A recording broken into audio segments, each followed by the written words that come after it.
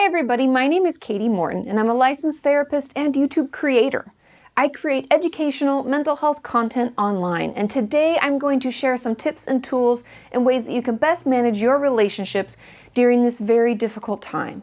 And my first tip is finding personal space. We're often not stuck at home, like everyone at home, at the very same time, and so it's really important that we find some space that's just ours. And letting other people know that we're going to take that time in that space. Like, hey, I'm just going to go in the back, I'm going to journal and read my book for an hour. So if you could just give me that time and space, that would be great. And knowing that they can say the same and we accept that as well. It's really important that we get some time and space alone so that we have our own time to process what's going on. And my second tip is to make sure that we don't take things personally. I know it's really difficult for us right now and we can feel on edge already because, if you didn't know, it's because we're in this stress response, right? We're in fight, flight, freeze for an extended period of time, so we can feel really irritable and on edge. So remember that.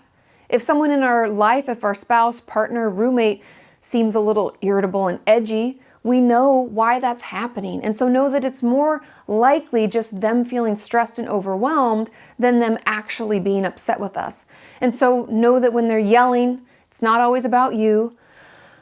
Breathe and do your best to ask them how they're doing. Check in with yourself, because we're not supposed to be together 24/7. And it's okay to feel overwhelmed and agitated, but we need to communicate about it instead of shout at each other about it.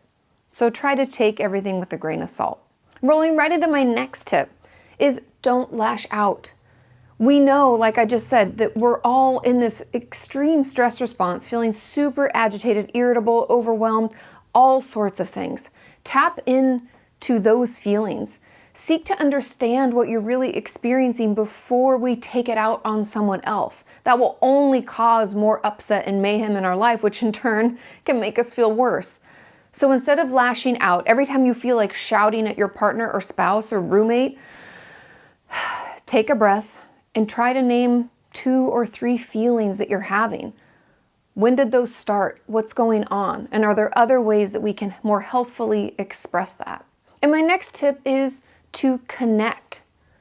Make time to talk with the person you're quarantining with, or maybe call a friend. We know through research that the real antidote to this stress response, all that overwhelm and irritability I've been talking about, is true connection.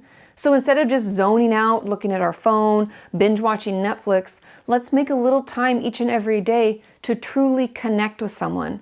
It will make us feel so much better and actually soothe our system versus what might be happening is we're just layering on more stress and upset on top of what we're already experiencing.